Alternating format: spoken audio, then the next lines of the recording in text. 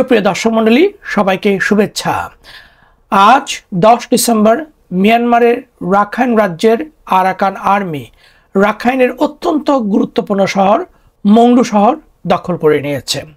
এর মধ্য দিয়ে পুরো রাখাইন রাজ্যটা দখল করার জন্য আরাকান আর্মির যে নিরন্তর লড়াই, সেটার আরও এক ধাপ এগিয়ে গেল।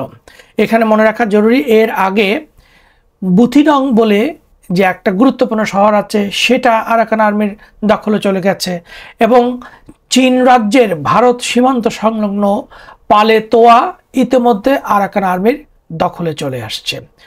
অর্থাৎ এই মংডু শহর দখল করার মধ্য দিয়ে আরাকান আর্মি রাখাইন রাজ্যের অত্যন্ত গুরুত্বপূর্ণ শহরগুলো যেমন দখল করলো, পাশাপাশি এই পুরো রাখাইন রাজ্যের একটা বড় আসলে এলাকা আরাকান আর্মির এখন নিয়ন্ত্রণে চলে আসছে।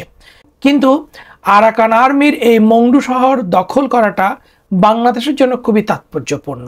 তার অনেকগুলো কারণ আছে। অন্যতম একটা কারণ হচ্ছে, এই মংডু শহর দখল করার মধ্য দিয়ে বাংলাদেশের সাথে মিয়ানমারের যে 270 কিলোমিটার সীমান্তবর্তী এলাকা, এই পুরো সীমান্ত এলাকা এখন আরাকান আর্মির দখলে চলে গেছে। ফলে বাংলাদেশের জন্য অনেকগুলো সংকটের জন্ম দিয়েছে। প্রথমত হচ্ছে, নাফ নদীতে যে বাংলাদেশের জেলেরা মাছ শিকার করে, অনেকের জীবিকা নাফ নদীকে কেন্দ্র করে, সে নাফ নদী এখন আর বাংলাদেশের জেলেদের জন্য নিরাপদ নয়।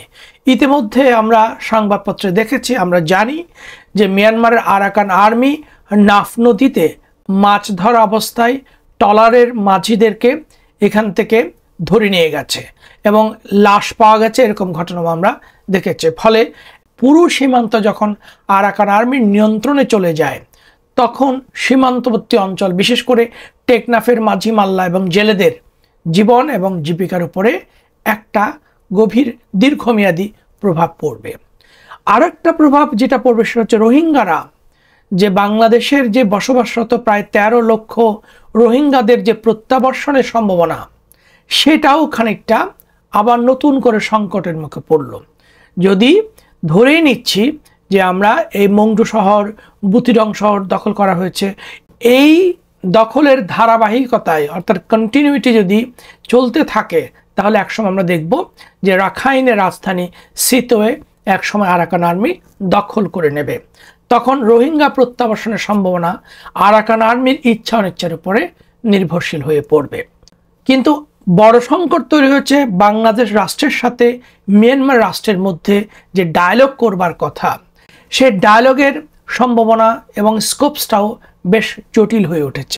এটার অন্যতম একটি কারণ হচ্ছে, বাংলাদেশ মিয়ানমারের সাথে ডায়ালগ করবে এবং প্রত্যাবাসন প্রক্রিয়া শুরু করার চেষ্টা করবে। এই যে প্রক্রিয়া শুরু করার চেষ্টা করবে, কিসের ভিত্তিতে করবে? যেখানে পুরো রাখাইন রাজ্য আরাকানের দখলে।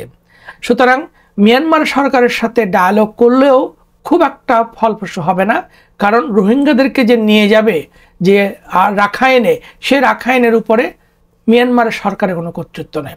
এটা একটা দিক। আর একটা দিক হচ্ছে, বাংলাদেশের সাথে মিয়ানমারের যে ডিপ্লোম্যাটিক রিলেশন আছে, সেই রিলেশনের কাঠামোর ভেতরে বাংলাদেশের পক্ষে আরাকান আর্মির সাথে কোনো ধরনের ফর্মাল ডায়ালগ আসলে ডেভেলপ করা সম্ভব নয়।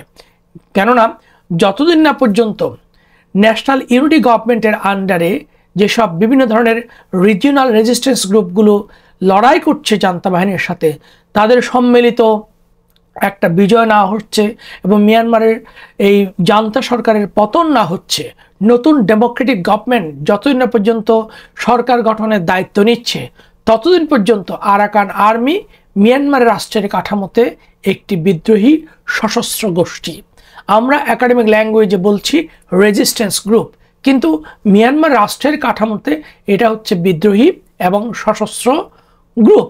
সুতরাং মিয়ানমারের সাথে ডিপ্লোম্যাটিক রিলেশন রেখে, এই ডিপ্লোম্যাটিক রিলেশনের কাঠামোর ভিতরে ওই দেশের অভ্যন্তরে একটি সশস্ত্র গ্রুপের সাথে কোনো ধরনেরই ফর্মাল ডায়ালগ ডেভেলপ করা বাংলাদেশের পক্ষে সম্ভব নয়। ফলে এই মংডু দখল করার মধ্য দিয়ে আরাকান আর্মির কর্তৃত্ব, আধিপত্য, দখলদারিত্ব বিশেষ করে রাখাইন রাজ্যে সেটা যেমন মজবুত হয়েছে, পাশাপাশি বাংলাদেশের জায়গা থেকে রোহিঙ্গা প্রত্যাবাসনের সম্ভাবনা সুযোগ অনেক বেশি সংকুচিত হয়েছে। ধন্যবাদ সবাইকে।